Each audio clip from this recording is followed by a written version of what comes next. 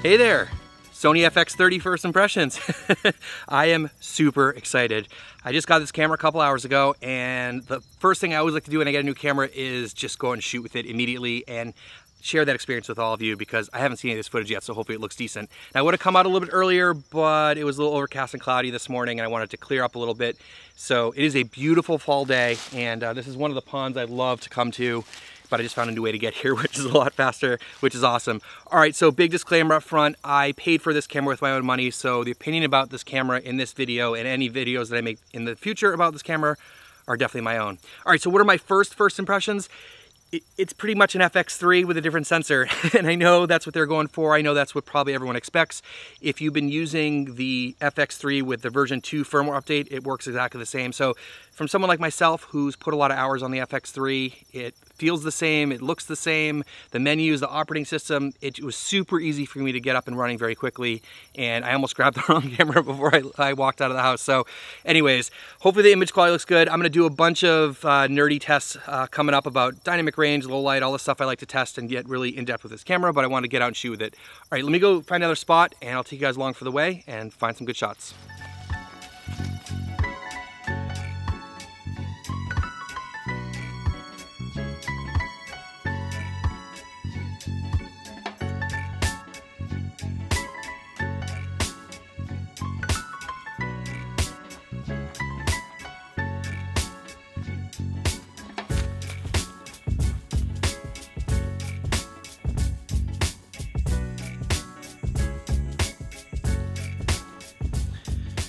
So as I head down to find a spot near the lake, I figure I'd test out the stabilization. So this camera does have IBIS in it, so I think it's pretty similar to what's in the FX3. I don't know if it's exactly the same, but there might be some user error here. I'm not the best at hand-holding cameras. Anyways, I'm shooting on the 16-35 f4 Zeiss lens, the older 16-35, which does have stabilization in it, so you can see what that looks like. This is the standard stabilization, not the active stabilization. And check this out here. Looks like they just came through and like plowed this. I was always wondering how they keep the trails maintained. All right, let's get down to the lake here.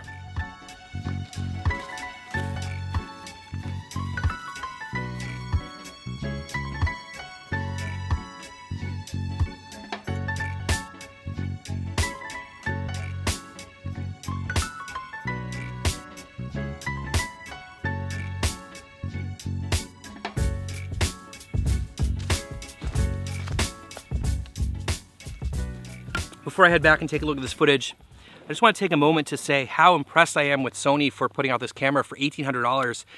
I think for a lot of people looking for a camera that is for videography or content creation, something for dedicated video work and a professional style body, I think this is going to make a lot of people happy, especially if you have an FX6 or an FX3 and you're looking for a B or C camera. It's going to be awesome. Especially the FX3, I mean, it basically works exactly the same in terms of the body, the menu, all that kind of stuff. I think it'll fit in a lot of people's workflows. I'm really curious about dynamic range. I've been trying to choose shots that have a lot of dynamic range so I could get home and take a look at that, and hopefully you've been seeing that throughout this video.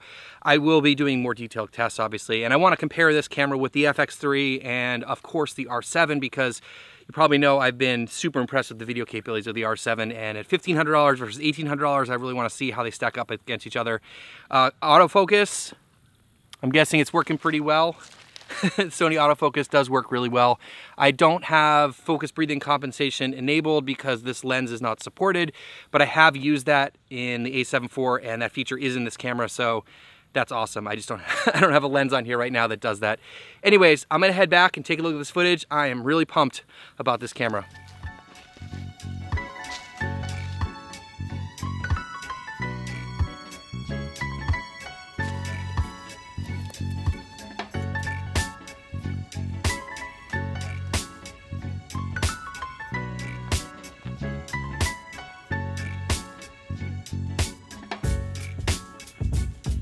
All right, so I'm back home and I just finished putting together all that footage, and that was a ton of fun. If you've been enjoying this video, I would really appreciate you hitting the subscribe button down below. There'll be a lot of awesome content coming up about the FX30 and a lot of other content about really cool cameras. So please hit subscribe down below. Thank you so much. All right, so all of that was shot in Cine in S-Log3 in XAVC-SI 10-bit 422. And most of it was shot in 24 frames a second. A few of the clips were shot in 60 frames a second. We'll get into that a little bit later. So first of all, image quality. I was really impressed. Because this has a 6K oversampled image, I love having that extra detail and sharpness that you get in an oversampled camera. It's one of the reasons why I love cameras like the A7 IV, the R5, the R5C, the R7, the R3. Those cameras have an oversampled image, and if you're not into the, extra detail and sharpness that you get, you can always put a diffusion filter on the lens, or you can soften it in post, but I like having the option of having that extra detail. I think the colors were awesome. They were nice and thick. They took saturation really well, and it's always a question mark for me because I grade it on my computer, and then, what happens through the YouTube compression and stuff, it's always, you never know exactly what's gonna happen. In terms of dynamic range, I know I talked about this a little bit while I was out shooting. I think I have some question marks about dynamic range, and of course I'll have to do some more detailed tests and compare it with other cameras. There was a couple shots, especially this one here. I actually had to push the highlights above 100% to try to get enough detail in the image, and even the shadows were pretty dark. So I think I will be testing that out for sure. Of course, it's one of the things I care about the most. Autofocus was great, as you saw. If you don't know, most of the time I'm out shooting these kinds of videos, I use manual focus for all the B-roll of me walking and the foliage and the lake and stuff like that. I use autofocus when I'm filming myself, but it does work really, really well, as you'd expect. In terms of slow motion, I didn't try out the 4K 120. There were a few shots that I put in the video with 4K 60, and I think they looked great. Again, that's the same 6K oversample to 4K that you get in 4K 24 or 4K 30, so great quality there. In terms of battery life, I burned one full battery out on that shoot. In my opinion, I think it should have lasted a little bit longer, but I could have been messing around and just user error and taking longer with things because it was just a little bit new to me. In terms of usability, I thought it was great. Essentially, it worked just like an FX3. And like I said during the video, this has the same body, design, layout, buttons and dials as the FX3. So for someone who is coming from using the FX3 quite a bit, this was definitely a very easy transition. I think the only difference between this and the FX3 is going to be like the screw holes are black, and same with the the strap eyelet, they're black instead of silver. But otherwise, same camera. I've usually not had any complaints about this. It's really easy to work. The only complaint I have is the same complaint I have about every Sony camera, and that the LCD screens are terrible and need to be better, but that's every Sony camera. In terms of the size of it, as I said, it felt very comfortable to me being an FX3 user, but in some ways I wish it was a little bit smaller just because it is an APS-C camera, but the grip feels great, and it's just, it is very easy to use, and it has the fan, so it's not going to overheat. Now, in terms of the crop factor on this camera, if you don't know, Sony cameras have a 1.5 times APS-C crop, but this has an additional 4% crop on top of that. So this gives you a 1.56 crop, which is, not much difference than 1.5, but it is getting much closer to the 1.6 crop that you get in a Canon camera. I wasn't super impressed with the image stabilization, but it's really hard for these cameras to do that while you're walking, especially on a trail. Also, as I said, quite a bit of user error. The lens I was using did have stabilization, but it is an older lens, so I will test this out a little bit further in the future and see how it does with more of a static shot. In terms of lenses, I only have really one wide lens right now. If you guys know that I shoot on Canon and Sony, so I have a limited lens selection because I have to maintain both systems, but I bought this 16-35 f4. I know this video is not really about that. Maybe I will review this at some point. I bought this used pretty cheap, and I've been using this in the studio for a bunch of stuff, and this is my widest lens at the moment, so I took this out. I thought it worked great. It's an older lens, but I think it was great.